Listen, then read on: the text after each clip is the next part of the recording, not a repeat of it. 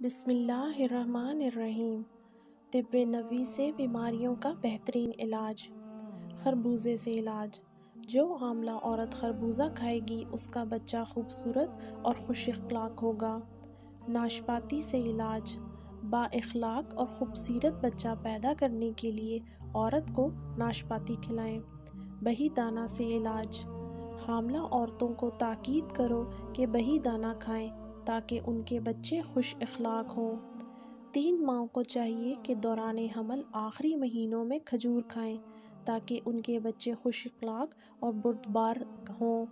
جوڑوں کے درد کا علاج۔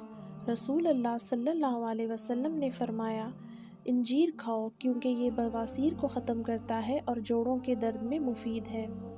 معدے کی صفائی کا علاج۔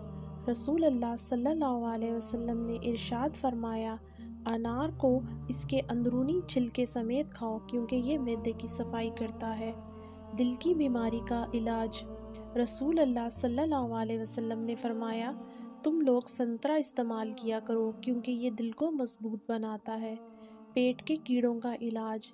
حضرت ابن عباس رضی اللہ عنہ بیان کرتے ہیں کہ رسول اللہ صلی اللہ علیہ وسلم نے ارشاد فرمایا، نہار میں کھجوریں کھایا کرو کیونکہ اس سے پیٹ کے کیڑے مر جاتے ہیں۔ گردے کی بیماریوں کا علاج۔ رسول اللہ صلی اللہ علیہ وسلم نے ارشاد فرمایا، پہلو کے درد کا سبب گردے کی نس ہے۔ جب وہ حرکت کرتی ہے تو انسان کو تکلیف ہوتی ہے اور اس کا علاج گرم پانی اور شہد سے کیا کرو۔ زہر کا علاج۔ نبی پاک صلی اللہ علیہ وسلم نے فرمایا، عجوا کھجور جنت سے ہے، اس میں ہر زہر سے شفا ہے۔